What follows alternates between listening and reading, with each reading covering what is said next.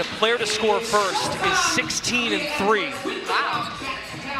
Edwards working on the high post off 1 foot. Jumper strong. Outlet passers on each wing. Arike for 3. Those passers on defensive rebounds can be used as kickouts.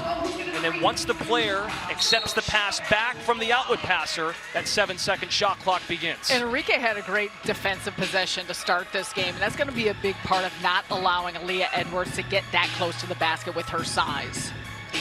You can see right here, the players are playing around and they're playful, but you can feel the energy that this is a serious, exactly. Gallop and a fadeaway by Ogunbowale. Edwards over the line. Tight roping the baseline, tries to churn it up and in, chasing it down. And credit Arike. I mean, you talked about her being the only guard that's here left in this one-on-one tournament. She's guarding the post moves. Aaliyah Edwards is trying to back her in, but she's standing her up. She's strong. She got a strong base, and that's a major part of it, especially how physical this has become. Well, Arike told us this morning, I'm prepared to bang. Absorbs the contact of Edwards, and she's on the board first. And you know she's going to want to get downhill. Definitely. I saw her tweet this morning, and she said she doesn't know whether to have a trainer on the sideline or a WWE coach, because it's about to get physical. We talked to her about that this morning, and we never got the final word on. I think she said she started getting suggestions from people. Arike with the steal.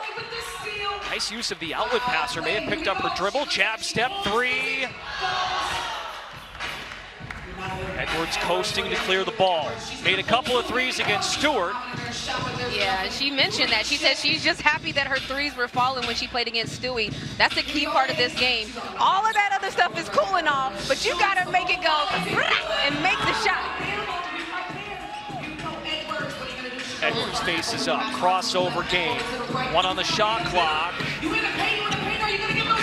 And she gets it to drop. Tough finish, and that's a big part of it, what Renee was talking about. Arike does her best to not allow her to get that tight to the basket, but with the size and strength of Edwards, it's tough to stop that. Yeah, and it's really who's going to impose their will. You got Aaliyah Edwards, who clearly can do this and get to the basket. No continuation, okay. Oh, okay. That's a major shift. I thought she was in her gather. I did too, but that's what Aaliyah needs to do. Is the I forgot to say this when I was talking about her, but this is the A-A-L-I-Y-A-H. If you know, you know. Get to the basket. That was beautiful. Edwards. 2 on the shot clock. Spinning to her left side. Jumper is smooth. 4-2, Aaliyah Edwards. That's a big shot, a tough one at that. And Edwards was talking to, I mean, Renee, you know this better than anyone, of her progression through college and where she's at now. She said a big part of it, too, is the tightness of her handles getting the spots. Aims to blow by, lays it in. As you say that, this is a post player that has to check up at half court. Typically, that advantage would go to the guard. You want to press up and stay tight on her. But Aaliyah is finding a way. Her handles, as you mentioned. But it's in the quickness, and that's been a huge development for her over the years. If I was Arike, I would back up a little bit. Edwards all away along the baseline. An 8-0 run after going down 2-zip. Now, since the quarters, each player is granted a 30-second timeout, and Arike burns hers. First up off the bench is Teresa Weatherspoon to chat with her. Edwards doing an excellent job of just getting downhill while using her size and continuing to turn. And there's a reason why Ogunbowale is the only guard left out of the 4, because sometimes that has mattered here in one-on-one. The ability to do both, stretch you out, but also get to the basket and have a height advantage. Yeah, you can see a lot of the players, there was a lot of talk online about should it be guards versus post. Right now, everyone's in the same bucket, but if that's the case, Arike, when she gets the ball, when Aaliyah gets the ball, she has to make sure to continue to stand her up. She did it the first couple of possessions, but you can see now Aaliyah Edwards, she understands where her advantage is. And let's not count out the clutch gene of Arike that she's carried from college into her pro career with Dallas. Oh, the crossover move and the wrap foul by Ogunbowale.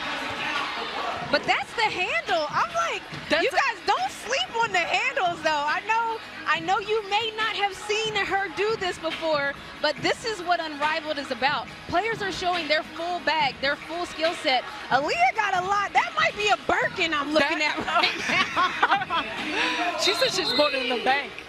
Look, and she also talked to us this morning about attacking angles, having a wide base. You're seeing that with how she's going at Ogunbowale.